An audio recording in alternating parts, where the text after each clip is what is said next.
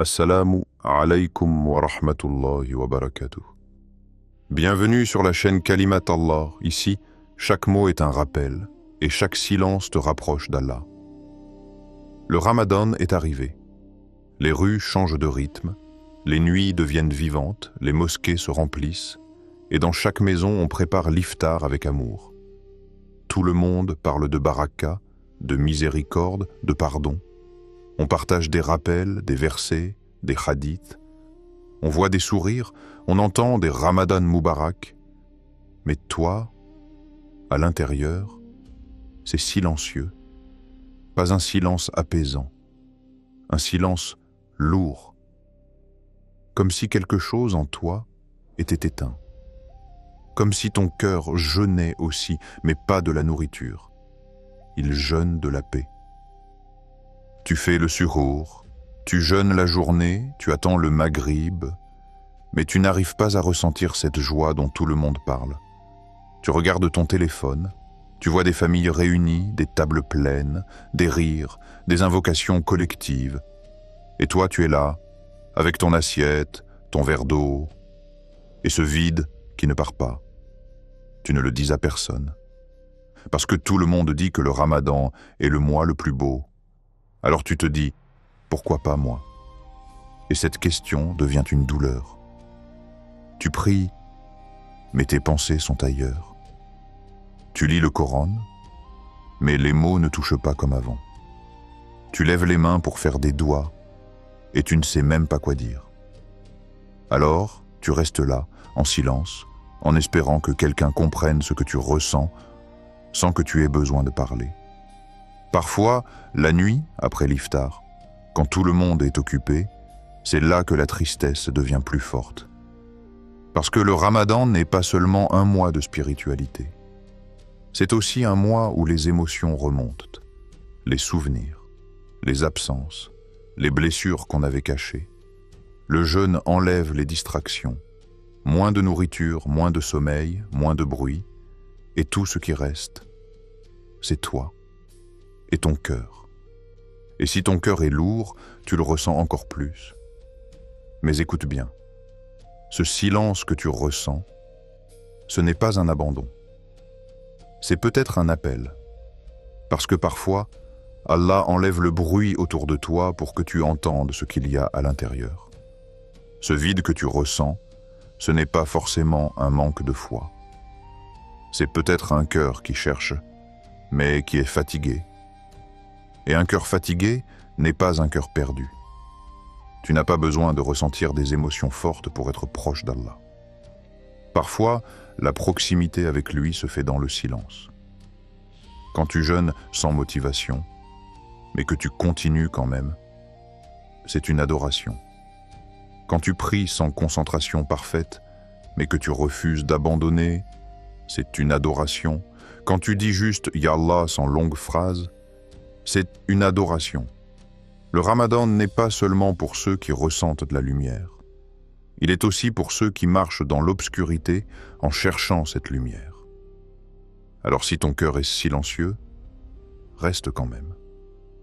Même si tu ne ressens rien. Même si tu es fatigué.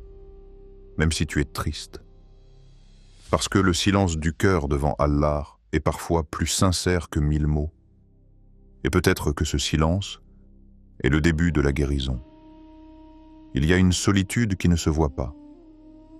Tu peux être entouré de monde, assois à une grande table d'iftar, entendre des rires, répondre « Amin » aux invocations, et malgré tout, te sentir seul.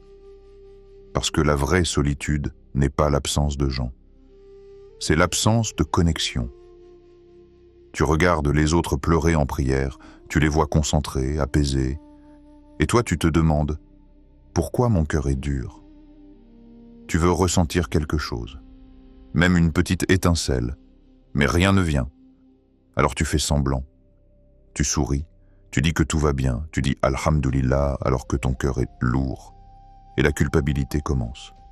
Tu te dis « Peut-être que je ne suis pas assez reconnaissant. Peut-être que ma foi est faible.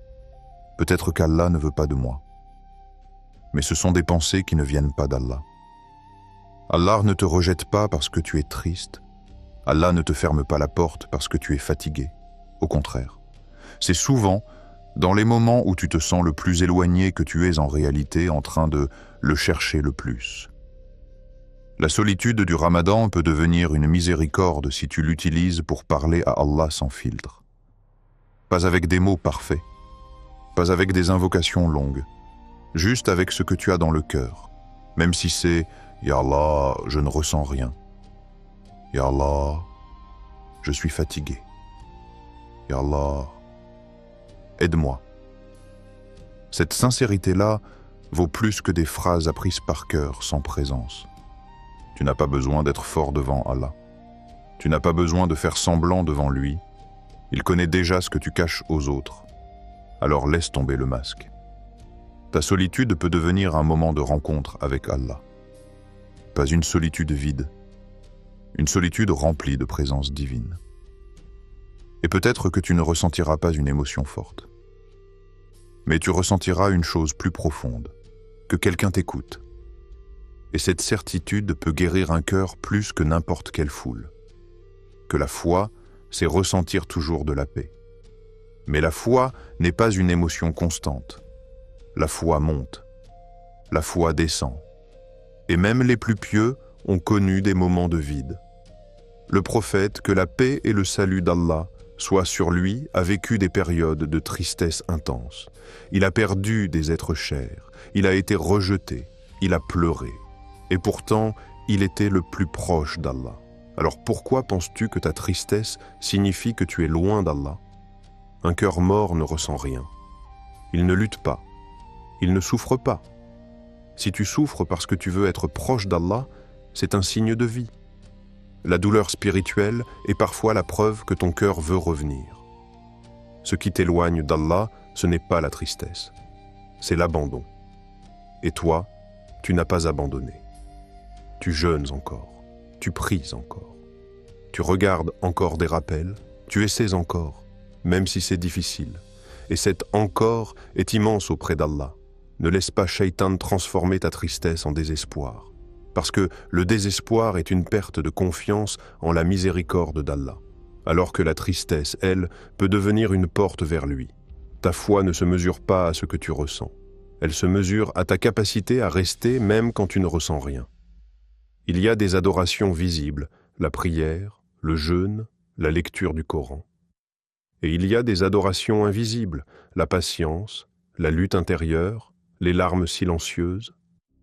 Quand tu jeûnes, alors que tu es brisé intérieurement, tu fais 2 adorations en une.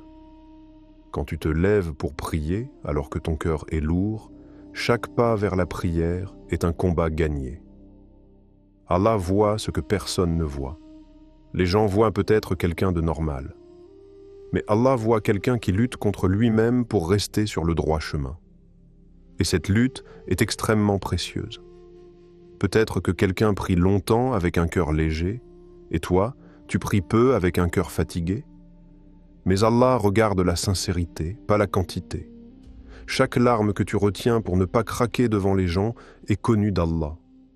Chaque nuit où tu parles à Allah dans ta tête, sans même lever les mains, est connue d'Allah. Même le fait de vouloir être meilleur sans y arriver complètement est une adoration. Parce que l'intention est déjà une action du cœur. Alors, ne méprise pas tes petits efforts. Pour toi, ils sont petits. Pour Allah, ils peuvent être immenses.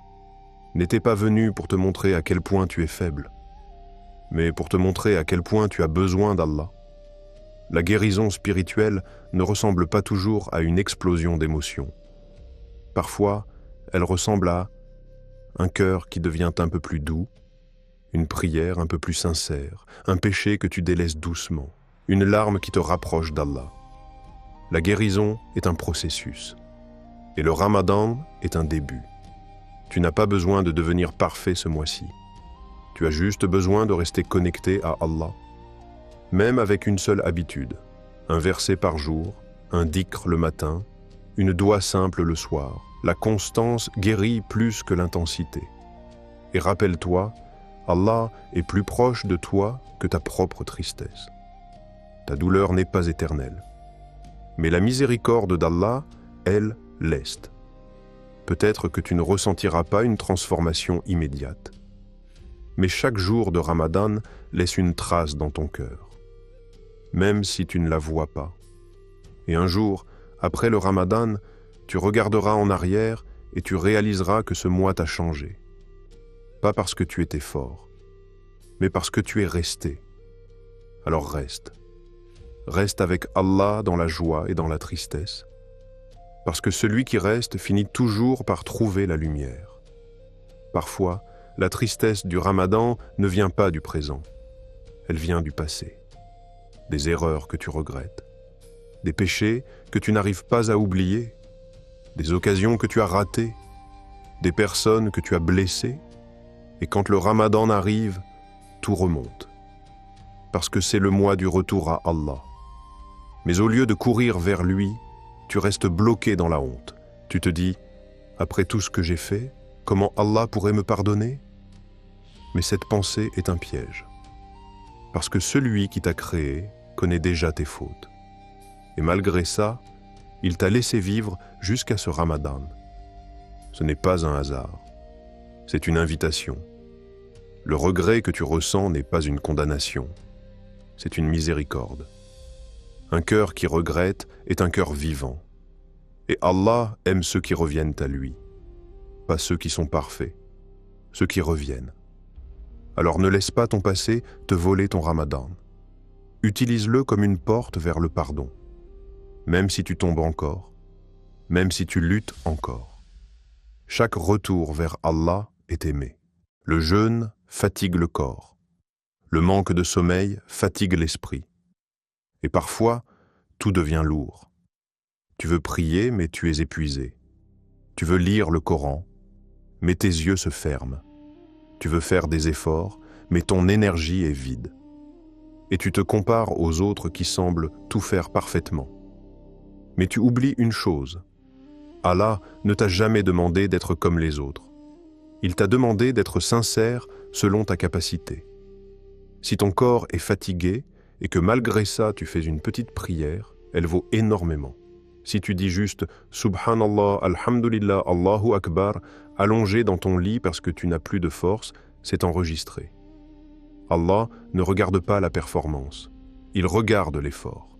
Et parfois, le plus grand effort, c'est de ne pas abandonner quand tu es épuisé. Il y a un moment que beaucoup vivent, mais que peu avouent, le moment où tu ne ressens plus rien, ni joie, ni tristesse forte, juste un vide. Tu pries sans présence, tu fais le dhikr sans émotion, tu lis le Coran sans frisson, et tu te dis « mon cœur est mort ». Mais le fait que cette situation t'inquiète est déjà un signe de vie. Un cœur vraiment mort ne se poserait pas la question.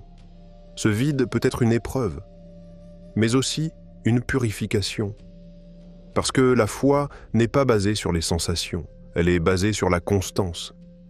Adorer Allah quand tu ressens de la spiritualité, c'est facile. L'adorer quand tu ne ressens rien, c'est une preuve d'amour sincère. C'est comme dire « Ya Allah, je suis là pour toi, pas pour les émotions ». Et cette adoration-là est très lourde dans la balance. La guérison ne vient pas toujours comme un grand moment.